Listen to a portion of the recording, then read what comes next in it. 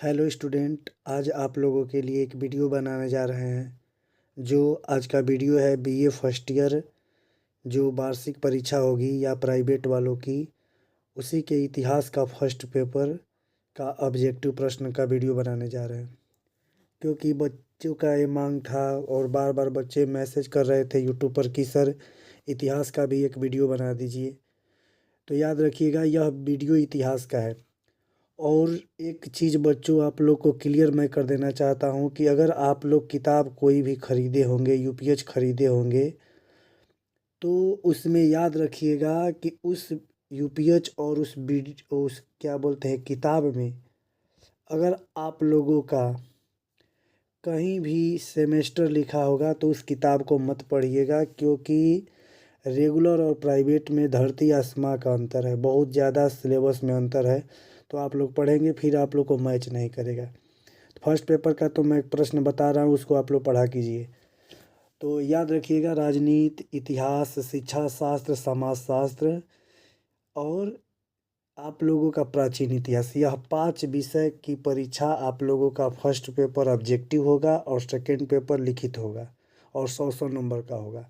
और सेमेस्टर में आप लोग देखे होंगे कि सब ऑब्जेक्टिव हो रहा था। तो याद रखिएगा, इसमें आप लोग का एक पेपर लिखित और एक पेपर ऑब्जेक्टिव होता है। तो वही इतिहास जो विषय है, जिसको मध्यकालीन इतिहास के भी नाम से जाना जाता है, आप लोग के एडमिट कार्ड पर केवल इतिहास लिखा होगा, उसी का यह वीडियो है। तो चलिए बच्चों, एक एक वीडियो अब एक प्रश्न को देखते चल रहे हैं आगे। देखिए, प्रश्न है कि गुलाबों का युद्ध कहाँ लड़ा गया था। तो जो गुलाबों का युद्ध था, यह कहाँ लड़ा गया था, आप लोग से यह 4 प्रश्न रहेगा। 4 प्रश्न के उत्तर देना है। तो याद रखिएगा, इंग्लैंड में गुलाबों का युद्ध हुआ था। गुलाबों का युद्ध कहाँ हुआ था, तो इंग्लैंड में। यूरोप में सप्तवर्षीय युद्ध का संबंध है। यूरोप में एक 7 वर्ष का युद्ध हुआ था। उस सप्तवर्षीय युद्ध का संबंध कौन से सन से है, इसमें सन लिखा रहेगा। सबका देखेंगे 7-7 वर्ष का ही अंतर पर रहेगा। इसमें आपको अब देखना है, तो आप लोग याद रखिएगा 1756 से लेकर 1763 तक के जो युद्ध हुआ था यूरोप में, उसी को सप्तवर्षीय युद्ध कहा गया। फिर है कि औद्योगिक क्रांति सर्वप्रथम कहाँ हुई थी। दुनिया में एक औद्योगिक क्रांति हुई थी, और कहाँ हुई थी, तो औद्योगिक क्रांति हुई थी इंग्लैंड में। बच्चों याद रखिएगा, इंग्लैंड में। उसी औद्योगिक क्रांति को 1688 में रक्तहीन क्रांति के नाम से भी जाना जाता है। ठीक है, वैसे ही रक्तहीन क्रांति कब हुआ था, तो 1688 में। कहाँ हुआ था, तभी बताए हैं कहाँ, इंग्लैंड में। इंग्लैंड में क्या हुआ था, रक्तहीन क्रांति। रक्तहीन का मतलब कि कोई खून नहीं बहा और वो क्रांति सफल हो गया, इसीलिए उसको कहा गया रक्तहीन क्रांति। फिर है कि पूछा है कि मानववाद का पिता कहा जाता है। जो मानववाद था उसके पिता किसे कहा गया, तो मानववाद के पिता कहा गया था पेट्रार्क को। ठीक है, पेट्रार्क को कहा गया था मानववाद के पिता। ठीक है, फिर है कि द प्रिंस पुस्तक के लेखक कौन है। एक किताब थी द प्रिंस, और इटली में यह किताब प्रसिद्ध हुई, और मैकियावेली की किताब है, जानते ही हैं। तो वही है कि प्रिंस के लेखक कौन है, मैकियावेली। ठीक ठीक है, फिर है कि अगला है कि बुक ऑफ कॉमन प्रेयर। ठीक है, बुक ऑफ कॉमन प्रेयर किसने लिखा, तो याद रखिएगा कि बुक ऑफ कॉमन प्रेयर जो था, किताब लिखा था थॉमस क्रैमर। ठीक है, यहाँ पर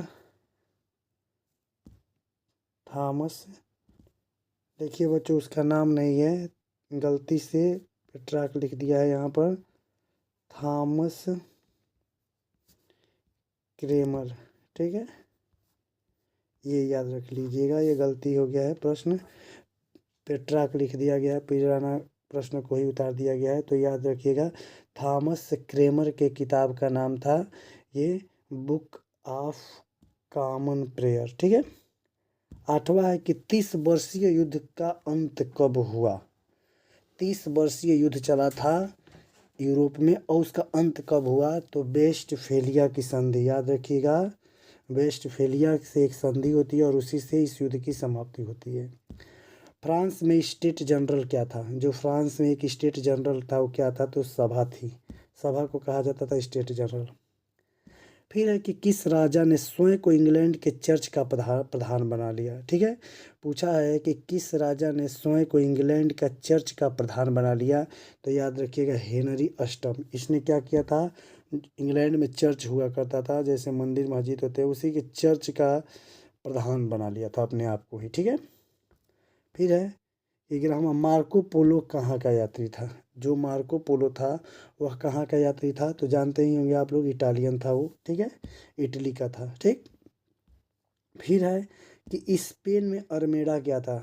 अरमेडा, देखिए स्पेन की एक अरमेडा नौ सैनिक जहाज थी, तो यहाँ पर क्या हो जाएगा, जल सेना। नौ सैनिक एक पनडुब्बी जहाज थी, जो क्या थी, इंग्लैंड के युद्ध के लिए भेजी गई थी। तो वही पूछ दिया कि अरमेडा क्या था, तो जल सेना था। ठीक है, फिर है कि आक्सबर्ग की संधि कब हुई थी। ठीक है, पूछा है कि आक्सबर्ग की संधि कब हुई थी, किस वर्ष हुई थी, तो 1555 में। 1555 में आक्सबर्ग की संधि हुई थी। फिर 14वां है कि हनोवर वंश का प्रथम शासक कौन था। हनोवर वंश का प्रथम शासक कौन था, तो याद देखिएगा जॉर्ज प्रथम। ठीक है, जॉर्ज प्रथम था। ठीक है, अगला है कि वेल्थ ऑफ नेशन। जो वेल्थ ऑफ नेशन अर्थशास्त्र पर लिखी गई ग्रंथ है, उस किसने लिखा, एडम स्मिथ। एडम स्मिथ को आप लोग जानते ही होंगे, ये अर्थशास्त्र का वो जनक है। फिर अगला है 16वां कि पीटर महान किस देश का राजा था। जो पीटर महान था वो किस देश का राजा था, तो याद रखिएगा 16 का, रूस। ठीक है, रूस का था पीटर महान। ठीक है, कि बार्सिलोना की संधि कब हुई थी। अभी ऊपर बताया है ना बार्सिलोना की संधि, तो बार्सिलोना की संधि कब हुई थी, 1493 में। 1493 में बार्सिलोना की संधि हुई थी। फिर है कि 100 वर्षीय युद्ध का अंत कब हुआ। एक युद्ध चला था 100 वर्ष, उस 100 वर्षीय युद्ध का अंत कब हुआ, तो 100 वर्षीय युद्ध का अंत हुआ था 1453 में। ठीक है, 1453 ईस्वी में 100 वर्षीय युद्ध का अंत हुआ। ठीक है, किताब का नाम है ये 95 थीसिस का विचार किससे संबंधित है। इसका नाम ही है 95 थीसिस का विचार किससे संबंधित है, तो याद रखिएगा ये है मार्टिन लूथर। मार्टिन लूथर धर्म सुधारक था जो यूरोप में कर रहा था, उसी के यह विचार था 95 थीसिस। फिर है कि शक्ति पृथक्करण का सिद्धांत किसने दिया।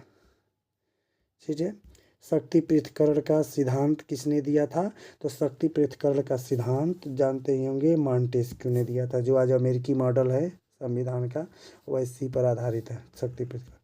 फिर है कि फ्रेडरिक महान, जो फ्रेडरिक महान है उसका संबंध किस देश से है। फ्रेडरिक महान कहाँ का था, तो याद रखिएगा प्रसा। ठीक है, प्रसा का था। फिर है कि जॉन वाइक्लिफ का संबंध किस देश से है। जॉन वाइक्लिफ का संबंध किस देश से है, तो इंग्लैंड से है। ठीक है, वाइक्लिफ का संबंध इंग्लैंड से है। ठीक है, आगे हम लोग चलते हैं। बाइबल का अंग्रेजी में अनुवाद सर्वप्रथम किसने किया।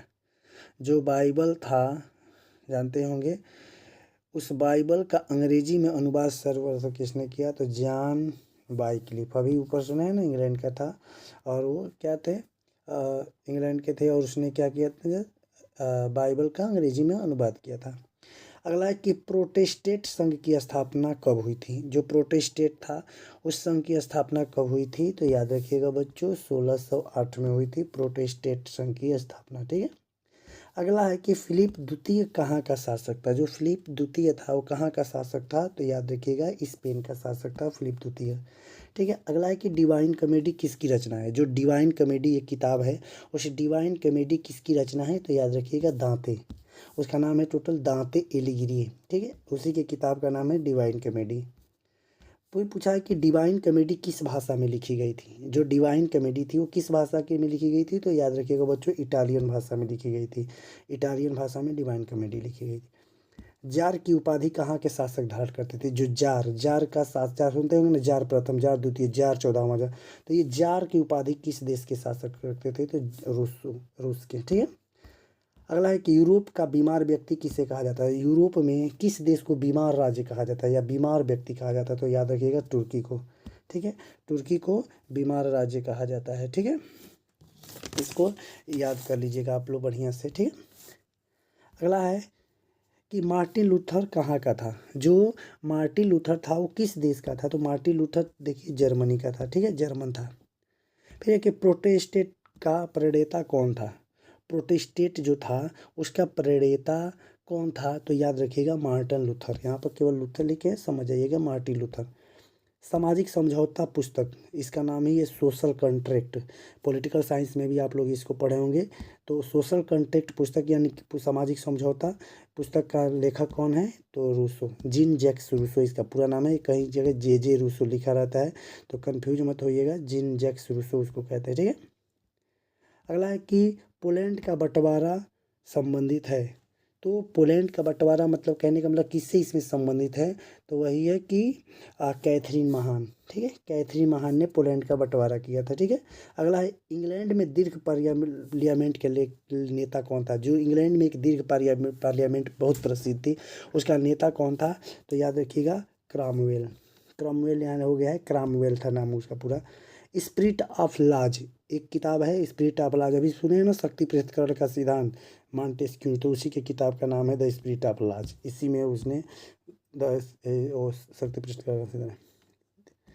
फिर है कि लियोनार्डो द विंसी कहाँ का निवासी था। जो लियोनार्डो द विंसी था वो कहाँ का निवासी था, तो याद रखिएगा ये था फ्लोरेंस। और फ्लोरेंस कहाँ है, इटली।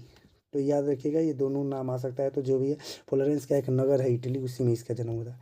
कस्तूनिया का पतन कब हुआ था। जो कस्तूनिया है उसका पतन कब हुआ था, तो याद रखिएगा 1453 में कस्तूनिया का पतन हो गया था। फिर है कि मैकियावेली कहाँ का था। जो मैकियावेली है वो कहाँ का था, तो बात याद रखिएगा बच्चों, अभी बताए हैं फ्लोरेंस। और फ्लोरेंस कहाँ है, इटली। तो याद रखिएगा इटली में ही मैकियावेली, उसी के किताब का नाम द प्रिंस था, अभी बहुत देर पहले आया था, बहुत देर पहले आप लोगों की किताब का नाम आया था। फिर है कि जॉन लॉक की पुस्तक का नाम क्या था। जॉन लॉक इंग्लैंड से संबंधित है और उसकी किताब का नाम क्या है, तो true treaty of civil government. याद रखिएगा पॉलिटिकल साइंस में भी ये प्रश्न था आप लोग का, पॉलिटिकल साइंस में भी ये पूछा था, तो उसमें भी वही था। तो हिंदी में अगर पूछ दे कि शासन पर दो निबंध, ठीक है, उसकी हिंदी हुई शासन पर दो निबंध, ठीक। तो याद रखिएगा इसी को। वास्को डी गामा भारत की खोज कब की। जो वास्को डी गामा था भारत का खोज कब किया था, तो 1498 ईस्वी में वास्को डी गामा भारत का खोज किया था। जानते ही होंगे कि केरल में कालीकट पर आया था वो। मोनालिसा चित्र किसका था। जो मोनालिसा जानते होंगे कि बहुत प्रसिद्ध चित्रकारी थी, वो किसकी थी, किसने बनाया था, तो लियोनार्डो द विंसी, ठीक है। अभी बताया ना कुछ देर पहले, इटली का वो क्या बोलते हैं, लियोनार्डो द विंसी था, और वो फ्लोरेंस में के राजा को दिया था, ठीक है। मोनालिसा चित्रकारी बहुत प्रसिद्ध है। पुनर्जागरण का उद्भव किस देश में हुआ, तो पुनर्जागरण जो था उसका उद्भव इटली में हुआ था, ठीक है। अगला है कि 30 वर्षीय युद्ध का समय था।